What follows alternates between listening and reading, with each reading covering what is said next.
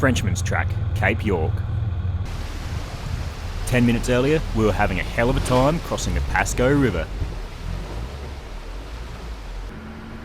So when we see this up ahead, we don't think too much of it. Straight through we go. At least that's what we thought.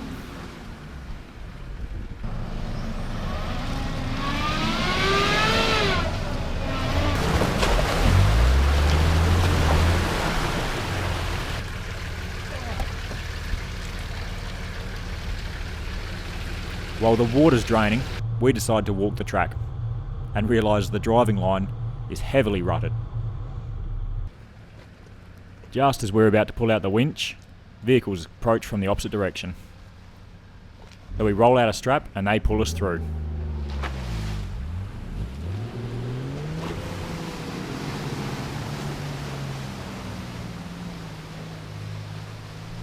And now, how not to do it? We hook up the next vehicle before entering, because if the patrol couldn't get through, neither will the Hilux.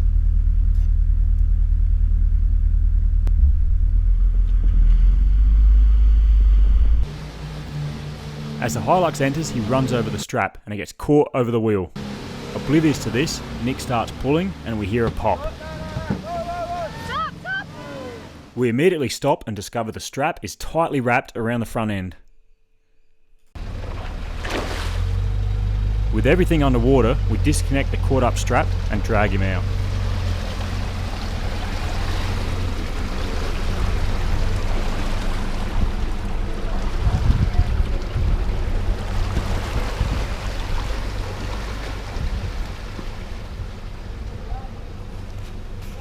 Out of the water, we can see the damage. The strap is tightly wound around the independent front end, snapping the brake line and bending the tie rod.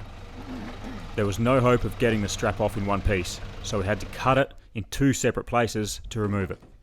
We fix the brake line with a short piece of hose and decide to find camp and work out what to do about the bent steering.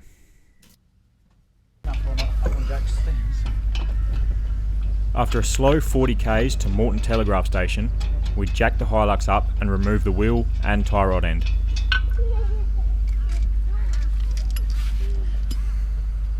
Not keen to wait a week for a spare, we choose to heat the bent rod with a gas torch and straighten it.